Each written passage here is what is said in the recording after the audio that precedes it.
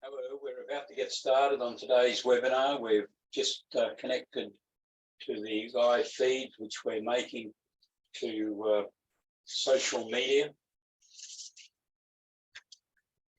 We'll be underway very shortly.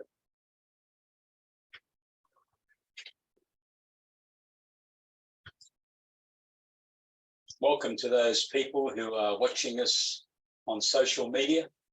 If you have any questions or comments during the webinar, you won't be able to directly link to me as I'm discussing the issues with you about helping tradies run great businesses.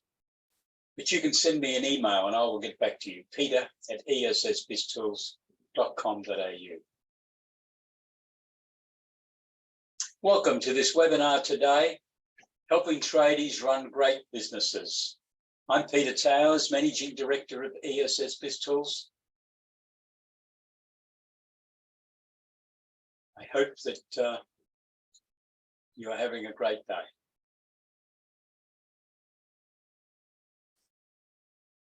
What tradies need? It's an interesting question, isn't it? When you analyse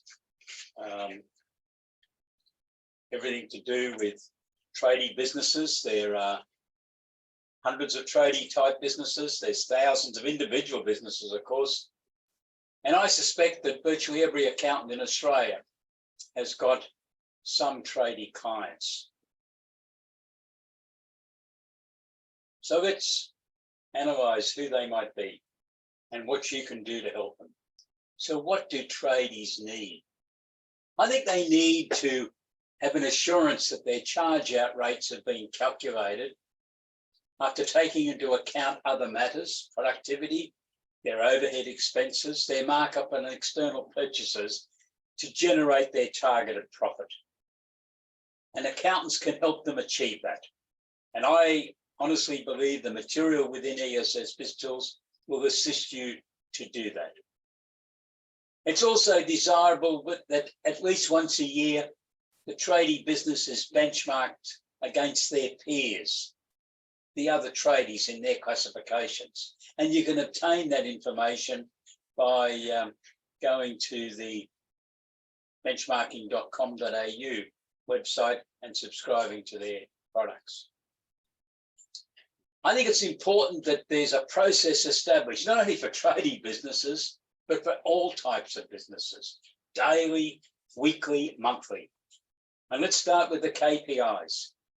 Working hours is one of the key things to do with tradies and professional organisations too, of course, because they charge their time to various businesses. So the working hours, the productivity percentages are very important. That will then give the saleable hours. What's there to be sold? And we need to know the labour cost as compared to budget, because we're going to show you later in this webinar today the material that we utilise to assist in determining charge outs. The value of purchases for client reimbursement. That's important. So this is the products that the tradie goes and buys to install into premises, whether it's floor tiles, the paint, furniture, anything they buy, light fittings, electrical fittings, that the client is going to reimburse them. How much are they going to spend on that? And are they going to mark it up? And if so, by how much? And then the decision is, do they keep that as a separate profit item, that markup, or do they use it to subsidise their charge out rates? Or they do a 50-50 split? So that's some of the questions that you can ask yourself. What is the markup that's actually been achieved? Needs to be monitored regularly in the key performance indicators.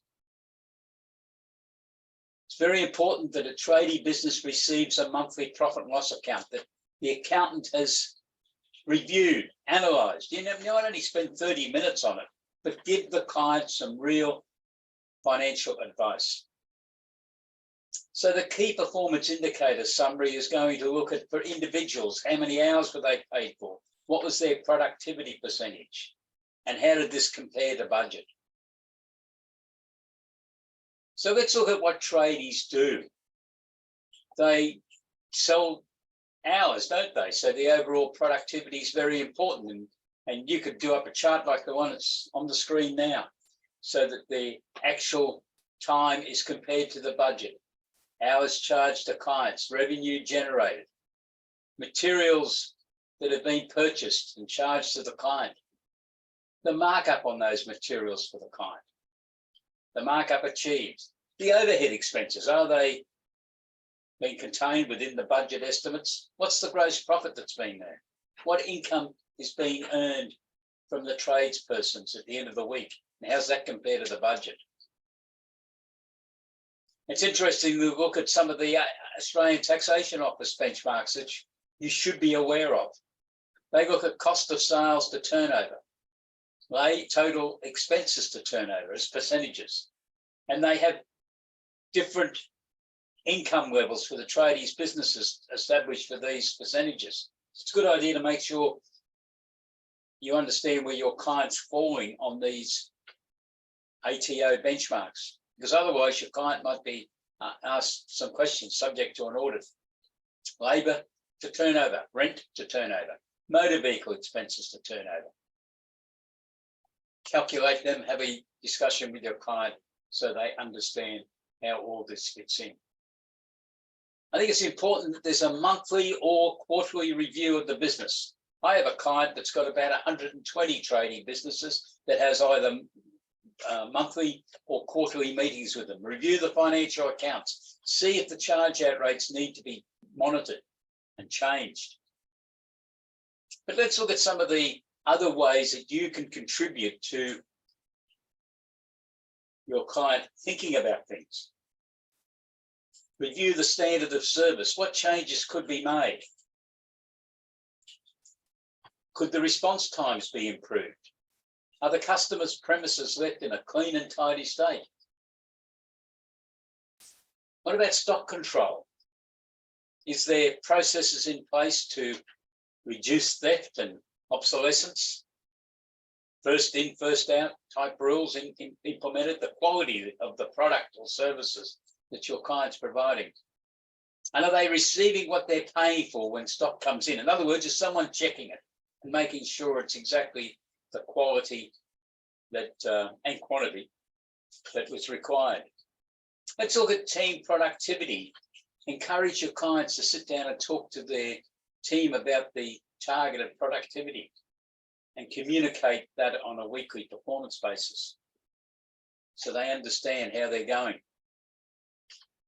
How can productivity be improved? It might be the layout of the workshop or wherever the working environment is. Are the materials close to the person undertaking the key task, or have they got to walk for 5 minutes to find a part, and then 10 minutes later they need to go and get another part and they've got to walk off again to get it? Or have those parts been delivered to their working site before they start business? Are vehicles adequately stocked so that if a tradie's working 20 kilometres from the base, they don't have to drive back to the base or the workshop to pick up basic parts that should have been in the vehicle in the first place?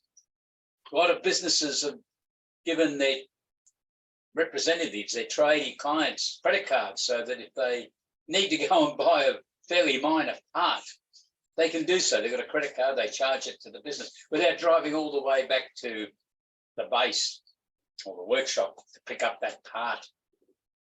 And therefore they can be back at the job site working, thus maintaining their target for productivity percentage and earning income for the business. What about customer communications?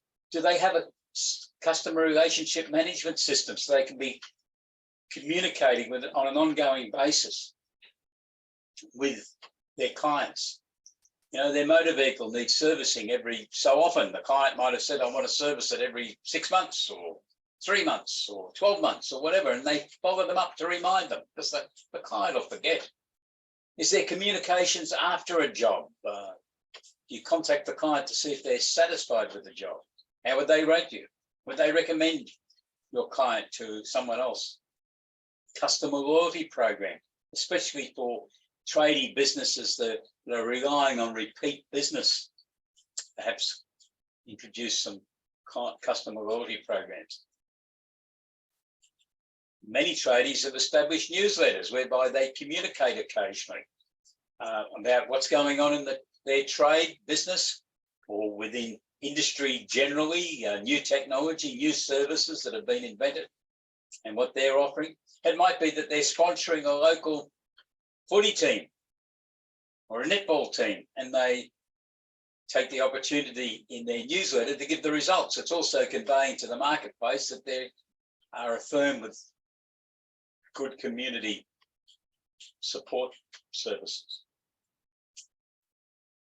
And it's important that you keep your clients up to date, knowledge, tools and equipment. Now, this can apply for every business, of course, including accountancy firms. The website, is it maintained with interesting updates on the business, on sponsorship or support of local events, on industry news, on team member success and progress? Or it might be with approval from the client, promoting a new contract that's just been concluded with a client, photographs, endorsements. It all helps to create the image that your clients are very viable and successful business.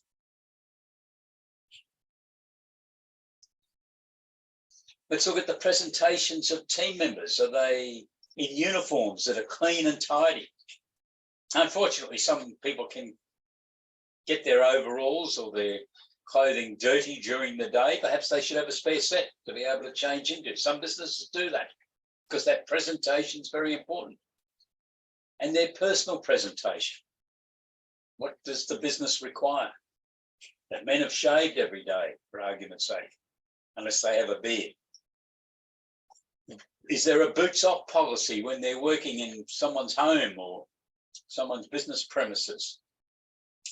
And do they carry equipment which will assist them to clean up when they are finished? Because this really earns brownie points from customers. So how do we set up the system which will help you do all this? Within ESS BIZTOOLS, we have checklists on the matters that I've just overviewed. So you can go through these with your client, make some suggestions, and hopefully they will implement them or get you to implement them. But the key to all this is the tradie charge out rate calculator, which I'm going to give you a demonstration of very shortly. So we're going to look at labour on cost, because I think people forget about sick and holiday pay, the holiday pay loading, training time, and other costs that occur in a business. Then we can reflect the on costs into the labour budget. What's the targeted business productivity, first of all, for each component of team member? Some people might be budgeted to achieve a productivity of 85 or even 90%. Others might be down at 50% or even 10%. It's not normal that it's one figure covers the whole workforce. So we need to break it down. What return on investment does your client require? How much money have they got tied up in this business? What's it worth? Is it worth $500,000? And what rate of return are they looking for? 20, 25%? So that you factor in their targeted profit. Because the charge out rates, when everything's taken into account, need to generate enough revenue to give that profit figure. What are the overhead expenses? Can changes be made? Can reductions be made? Are they being monitored month by month to ensure that they're not blowing out? And I've talked before about materials purchases for clients and what the markup on them would be. Are you going to budget for any write-offs? Hope not, but we've built that into the system. What's the targeted income from the sale of labour? What's the calculation of the base time cost? That's the cost of the labour divided by the expected productivity for that person. What's the, then we produce for you the proof of the charge out rates, and then a budget profitability, which says, well, you set out to achieve a targeted profit of $125,000, and this is how it's going to occur. Then the key role then for you in working with your client is to monitor that. We've also got a link to long service leave, because every state's got different long service leave requirements, because we believe you should be factoring in the long service leave cost right from the beginning. So it's reflected in your charge out rates. Hopefully you can put that aside as a provision within your financial system or your client's financial system, so they're covering that long service leave cost. So I'm now going to go to our website. So we will have a look at how all this works, and you can see the system in operation. So on our screens now, you should have what we call the introduction to tradie charge outs. There's a set of instructions which our subscribers obviously receive as part of the package, so you can check that out. And I'm going to start with the labour on costs. Now, what we have done is set up separate sections, A1, A2, A3, and there's 6 in each of these, whereby people are on the same arrangements when it comes to the on costs. So the first one I've set up for is the owner manager, and it asks what that person's budgeting for themselves. They have a holiday, 20 days. There's also built into it a shift worker allowance. Well, the owner's not getting that. Holiday pay loading, the owner doesn't like that idea, so he's not getting paid. He wants the budget for the statutory holidays, so we've got 10 days. He doesn't want a budget for personal care or anything like that. So we haven't got anything. But in the others, you'll notice on the next group, we've got 10 days, and we've also got the holiday pay loading, 17.5%. The superannuation, yes, he wants to be funded for superannuation, so we've got 11%. Payroll tax, given the tax-free component on the payroll tax issue, I've guesstimated around 2%. Work care, the owner's not worried about work care, but generally we think it'll be about 4%. That's why it's reflected in the other people. And he's going to have 4 days a year for training. You've had a discussion with him or her, and you've convinced the owner that they need to have some professional development. It might be in looking at how to scale up their business to go to the next level. It might be in understanding technology, understanding the internet a lot better. It could be anything, but anyhow, we're allocating 4 days. And the owners decided, yes, he may as well get long service leave. So we've included long service leave. We've clicked onto the long service leave calculator, which is in the system on the Queensland code. And so Queensland builds up at 4.33 days per year. We then insert what the number of weeks in the year, the effective number of weeks that the business is going to work. So we've taken 4 weeks annual leave and 10 days statutory holidays out into account. So we've got 46 weeks, 5 days. So we're saying this business is going to work for 230 days in the year. The system then goes through and calculates these indicators. The annual leave's 20, statutory 10. In this case, nothing for personal care, training 4. So the net working days per annum are 196. And we calculate what the on-cost percentage is, because that's going to be reflected in the labour calculation rate. So we have a situation where we've calculated the long service leave as a provision amount, and then the superannuation, payroll tax, etc. So for the owner, we're adding 14.88% to his salary. If you look over here on the foreman, well, the foreman's slightly different, as I pointed out before. He's getting the holiday pay loading. He's we're assuming he might use up his personal leave of 10 days, etc. So we ended up that the on-cost amount there for that person is 20.4%. We then look at the tradespeople. They're slightly different because they've got 2 days of training. So what you can do on here is, if you've got other people who have got exactly the same, you just write in their names there, and that will get reflected in the system. We have 6 of these columns or 6 of these sections with 6 possibilities in each of them. So we've got 36. I think that will fill up and cater for most of the businesses that our subscribers are working for. So we've then got apprentices. Well, apprentices are a little bit different because they get time off for training. We've assumed here he's or her level 3 or year 3, and they have 20 days, and the system also builds in then what their cost is. And we had one more, which is trades assistants. And the variable in a lot of these is the training days. So that's given us those people. But we also have a bookkeeper who doesn't work full time.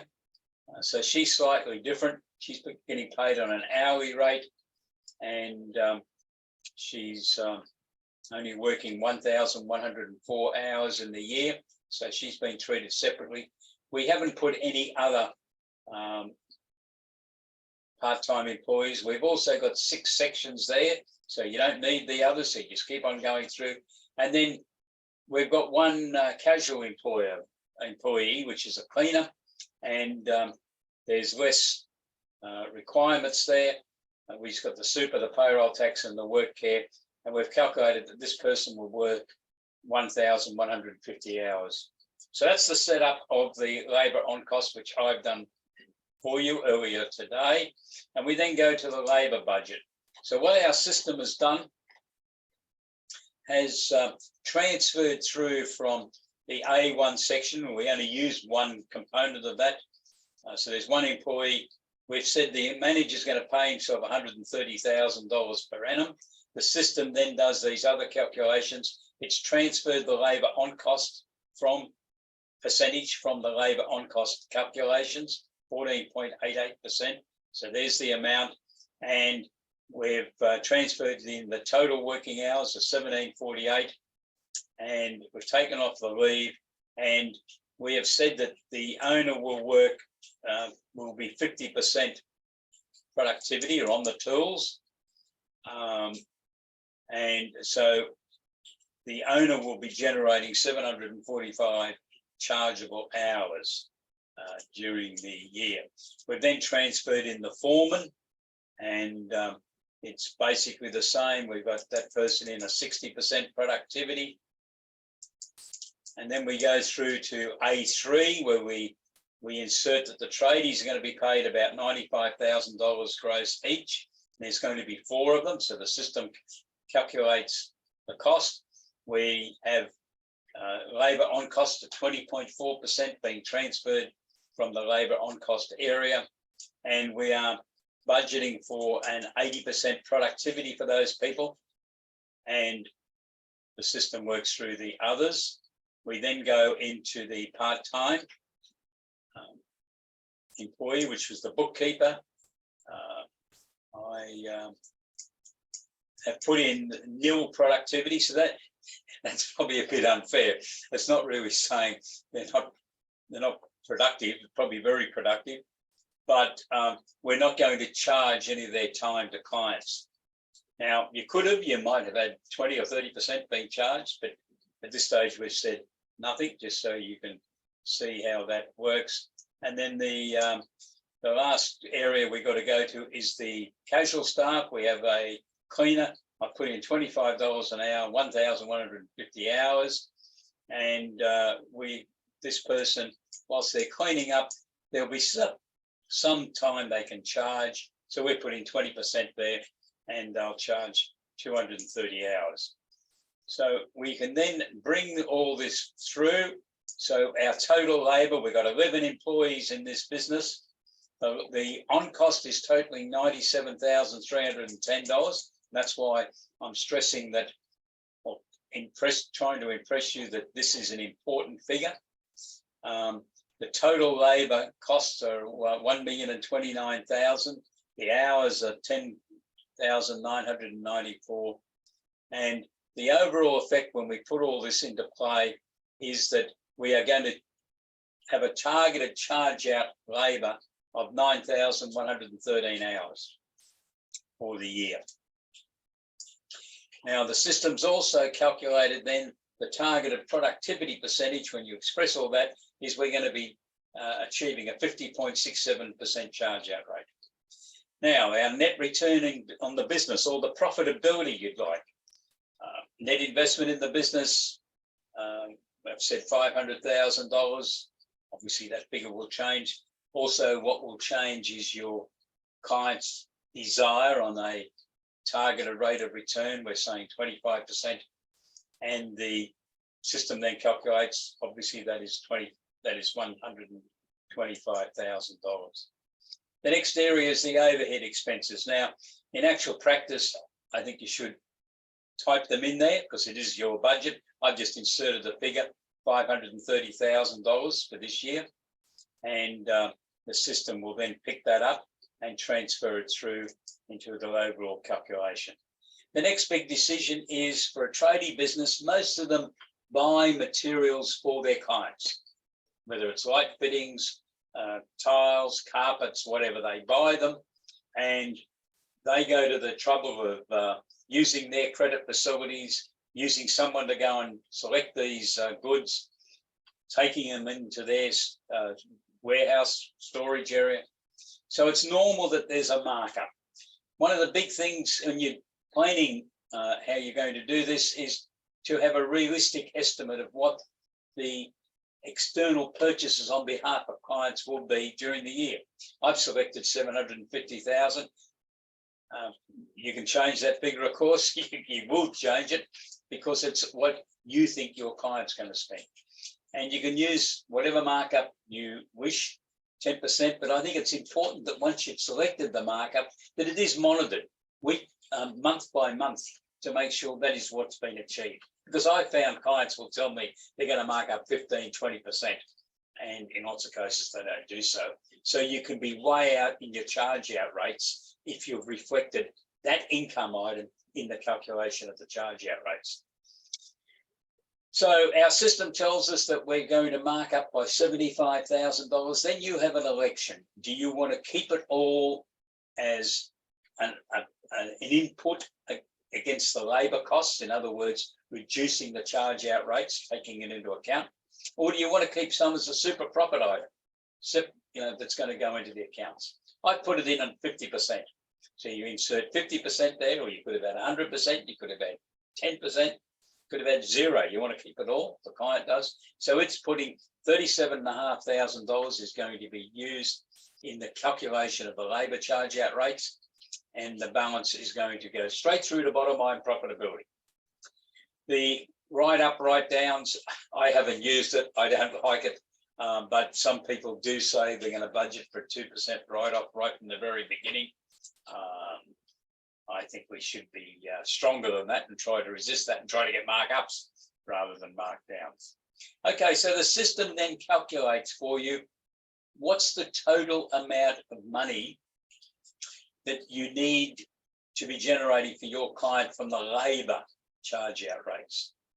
Bear in mind, we've got their working hours, we've got their productivity percentages. Change any of that, it's going to change all this, but you can go back and fine tune this, of course. Just go back in and change some of the figures and it will change the overall picture for you. So the system's reflected the labour costs are $1,029,000. We want a return on investment of $125,000. That's the target. And we've got overhead expenses of $530,000. So we've got a subtotal there of $1,684,000. But we're going to reduce it by the $37,500, which was 50% of the markup on external purchases. Because we decided in conjunction with the client that they will use half of that markup figure to subsidise their charge out rates. So that's saying they need to charge $1,647,000. If they put that allowance in for write-downs, it would come off there, and we'd have a revised figure here. We then go through a calculation on base time calculation. And you don't have to worry about this. There's no yellow frames in there at all. The system just transfers in for each of those categories, the total labour costs and the hours to be worked, and then calculates a base cost per hour. And then it looks at the chargeable hours that have been projected for that person and calculates a base cost for that person. So we go through and do those calculations, which the system does itself. And then we determine the overhead factor, which is the labour to be recovered, 1.64 million, divided by the base cost of the chargeable hours, in this case $546,000. So we have a business overhead factor of 3.0%. And that's just a calculation that again has occurred without you having to do anything. It will change, of course, if you change some of those figures like working hours, productivity percentage, rates of pay, or whatever. The system then does a calculation to determine a charge out rate. It takes that base cost per hour that it calculated in the previous slide and multiplies it by this trade overhead factor, which is the same, 3.02%. It gets a calculated rate per hour, and then it rounds it off for each of those people. So we're going to say, well, the owner's going to be charged out at $258 an hour, the foreman at $229, the tradespeople at $197, the apprentice at $125, and so on. Trade assistants $125. The bookkeeper, if we'd had a charge out rate, if we had any time being charged, would have been $108, but we're not doing that. And the cleaner gets charged out at $88. And then we get the proof. Now, this is the proof of charge out rates. So we now go through and look at the charge out rates, and the system multiplies them by the targeted chargeable hours and gets the end result, and we total that up. And we end up with the $1,646,000, which is just about what we targeted. And then we look at the budgeted profit. So let's work our way through this. Now, I'll notice there's no yellow in this. No, the systems determined all of this. So we got sales of materials at $825,000. Where did that amount come from? Well, we've got $750,000 worth that we're purchasing, and we're marking up by $75,000, which gets the figure of $825,000. The labour we're going to charge, according to the charge out calculator on the slide before, is $1,646,000. So we're generating sales of $2.4 million. There's no allowance for write-off. The materials cost us $750,000. The labour and labour on costs, go back to that budget, were $1,029,000, so it's including all the on costs. So we have a gross profit of $691,000, which works out at 28% based on these figures. And the overhead expenses, we said, were $530,000. So we have a net profit of $161,000. But you might say, well, we only set out to earn $125,000. But remember, we also elected to retain 50% of the markup on external purchases. So that's that 50% amount, $37,500.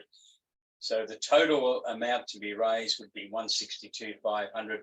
There's just a couple of rounding off error matters that have occurred in those calculations. So it's basically we've achieved the profitability that the decision was made to do so. Will that help you with your clients? I really hope it will, that you can sit down and go through it with them.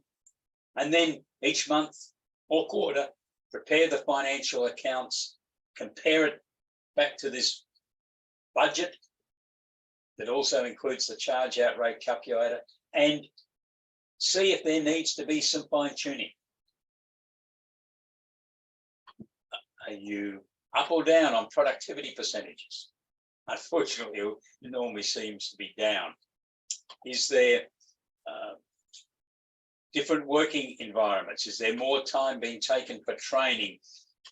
Whatever it is, if some of the overhead expenses increase. So you could recalculate this with your client and say, I think you need to do some charge out rate changes. Now, in the real world, of course, this might not work all the time because your client might be caught on competitive tendering for jobs, but it will give them a great guidance. So if they have to charge hourly rates less than what has been determined by this calculator, they are doing that knowing that they're not going to be making their full profit on that particular activity. The benefit of the monthly or quarterly meetings is you can help them monitor this, help them run their business, not wait to the end of the financial year, or in some cases 6, 7, 8 months after the end of the financial year, to have a set of financial accounts prepared and tell them that they made very little money because they didn't understand this process. This is bringing them into the real business world where things are being forecast for the future, and it's explained to them how they can achieve those targets. We also have the long service leave chart. So this is the calculations we have for each of the states, and all that you do is insert the code. So if your employees are working in Queensland, like I said before, you just put QLD. Obviously, if they're in the Northern Territory, just put NT, and the system will then pick up these equivalent days for long service leave to put that provision into the accounts. I hope that's of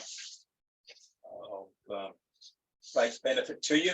And if you want to discuss any of that with us, please contact us at ESS BIZTOOLS, and we will get back to you. So I'm now switching back on our slides. That's where we were. So how can ESS BIZTOOLS assist you? We have a full library of product packages, 32 of them, and we're developing new product packages all the time. We're probably going to develop another 3 or 4 this year. But we've decided to discount our prices because we are keen to ensure that as many accountants and bookkeepers can start on this journey of offering advisory services to your clients, so you can help them improve their business performance. And our special discount offer that I'm about to show you closes on the 9th of August, 2023. So our special offer is around our starter package. Now, for any firm that wants to get started on the delivery of advisory services, this is where I recommend you start. Now, we normally sell this for $2,100, including GST. We've reduced it for this special promotion to $1,529, or you can pay monthly if you wish. It will cost you a bit more, $149 per month. And we have some holiday accommodation packages, which you can find the full details on our website. We'll give you 2 of those as well, if you take the upfront payment, $1,529. And we will then get started with giving you advice on how to implement all of this system. The advanced package for ESS BIZTOOLS, which covers everything that we have produced, and it's ideal for firms who are confident of their ability to deliver advisory services and probably have clients that are wanting them to do so. Normally it's $6,500, but we've dramatically reduced the price to $2,519 or $239 per month. And you also receive 2 holiday accommodation packages. This offer is only available to the 8th of August, and I urge you to get back to us. So if you want to know more, you can get back to us. Why don't you go to our website, www.essbiztools.com.au, and have a look at it. Familiarise yourself with the tools that we have available. to help your clients grow and survive. And it's very important in this new year of 2022-23. High interest rates, high inflation, continual conversations about whether there's going to be a recession. Your clients need assistance now. You need to talk to them. Don't be negative about this. Don't you worry about how the clients are going to pay you. That's up to the client to discuss if they have an issue with that. I had a podcast interview yesterday with Mark Holton, a director of Smith Inc., and we discussed this issue. And he thinks accountants are too timid in raising these discussions because we're preempting concerns about whether the client will want to pay the fees. Clients are running a business. They're conscious of rising costs in everything they deal with. It's up to them to make the decision. It's their business. It's their dream to scale their business up from where it currently is to get bigger. And the vast majority of them, when I talk to business operators, and I've been doing that for a long time, understand that these things cost. So you have to supply those services. They don't get any value at all out of a tax return, but they'll get a lot of value out of this. We'll help them run better businesses. If you want to have a discussion with me, please send me an email, peter@essbiztools.com.au, and we can arrange a 45-minute, no obligation Zoom meeting, whereby you can tell me a bit about your firm, your clients, and your team. And I can give you my thoughts as to what you could implement to deliver advisory services to your clients. Or if you want to just make a phone call, 1800-232-088, and we'll have a brief discussion, but what I'd be proposing is we set up a Zoom meeting where we can work through it. We can talk and discuss the issues. Our last webinar in this series is on Wednesday, the 2nd of August. Advisory services are important. They are. They're very important.